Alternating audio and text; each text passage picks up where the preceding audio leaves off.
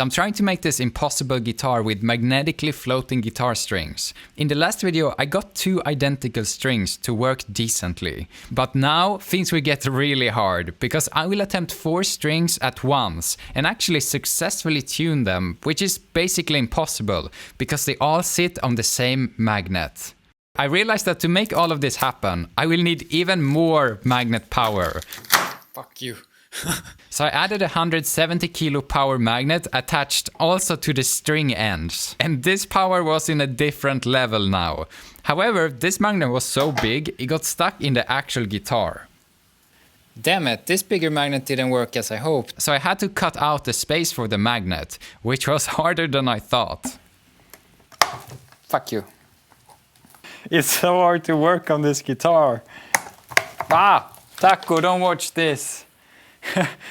It's shameful. Maybe we can just go with this. Fuck, F you. Okay, this feels wrong. So I made this little jig to cut out the space from the magnet with a router instead, which worked a lot better. And after doing a careful paint job, I was ready to try this new unlocked power. Now, since all of the strings shares the same magnet, it is impossible to tune them individually because they all get pulled by the same tension. So as you engineers suggested, I got a set of tension balanced guitar strings. Basically, they kind of need the same amount of tension to reach the desired pitch. Whoa! Ah. Whoa, whoa, whoa! Okay, I don't want to play this. The magnets are getting too big. That's not bad! Whoa, the vibrato is way more apparent now. Whoa! Look at this! Wow! This is cool. Stop, please. I'm getting nervous. Shush. Guys, I discovered gold. Maybe not gold. Copper. The result was promising, but it was still far from perfect. I guess there's some variables I didn't think about here. But I did discover something else crazy. I was so relieved when I realized that even these super powerful magnets doesn't interfere with the guitar pickups, because the guitar pickups is magnetic and stuff. But then I realized that my table is the one that is amplified now instead. Why? Why the table? Out of all the things, is that common? Is your tables amplified also? Back to focus. We need to figure out a way to fine-tune this guitar, because we can't really rely on the actual tuners. So I had this idea of making the lengths of each string individually adjustable with a screw. So when I screw here, it moves this metal thing back and forward.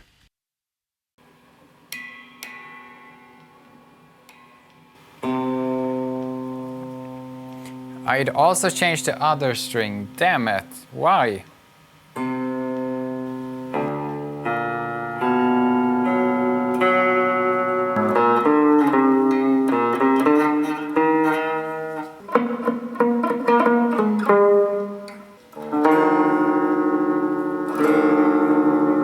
This surprisingly didn't work at all. I think this tiny bridge is like pulling in the string in a weird way, and it also alters the tension a lot when it moves back and forward. And that interferes with all the other strings. We need to shorten the length in a more controlled way. Whoops. But before solving that, I wanted even more magnet power. First, I did a quick design adjustment to get perfect alignment of the magnets I already got. Then, I made the fixed magnet even bigger. I forgot to record this, but I screwed on this handle to make it easier to pull. And I was like, damn, these magnets are so strong, I can't move it. But it turns out I screwed into this board that is attached to the table, and that's why I couldn't move it. But now it should be easier. Okay, it wasn't that much easier. Don't shatter. Whoa, this is amazing. And now for the tuning solution, I wanted to try shortening the strings from the other side. Okay, it seems like putting frets like this actually is the easiest way to tune it, because if I put this fret, it doesn't really interfere with the tension of the rest of the strings.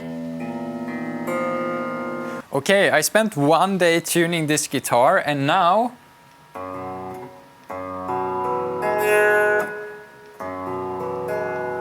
it's basically tuned. But then something horrible happened.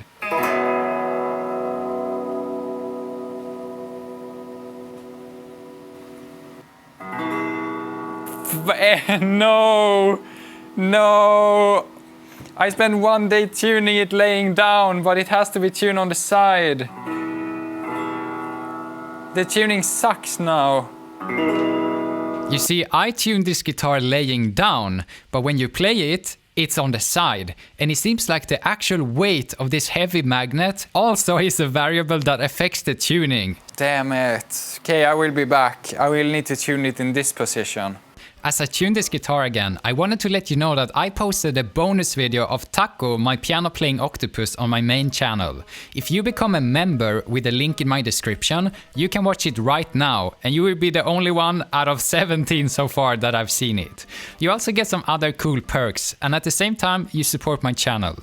Now let's listen to this guitar. Keep it, stay in tune, please.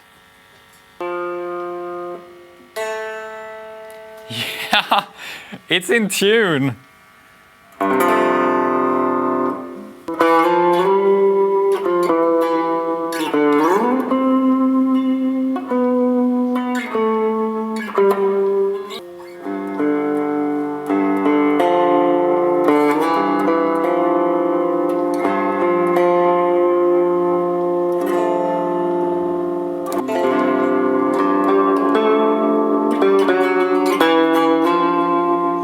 Damn, it has like a reverb effect, and I don't think I have reverb on.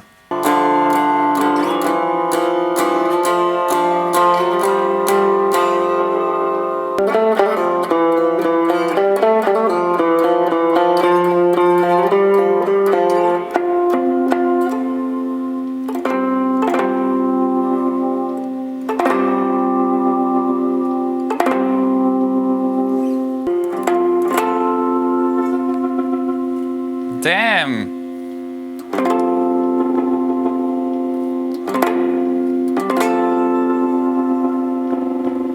You might have noticed that even though the open strings are in tune, the higher up the neck I go, the notes start sounding more and more off. That's because when you shorten the vibrating string length, the normal fret positions no longer match the scale this guitar needs. So to make it actually sound good, it would need completely custom fret placements like this, or the easier option, just make it fretless. And me and my designer friend Shervin have also started working on a new design for this guitar body, something that really shows how cool this concept is, because the current design doesn't quite do it justice.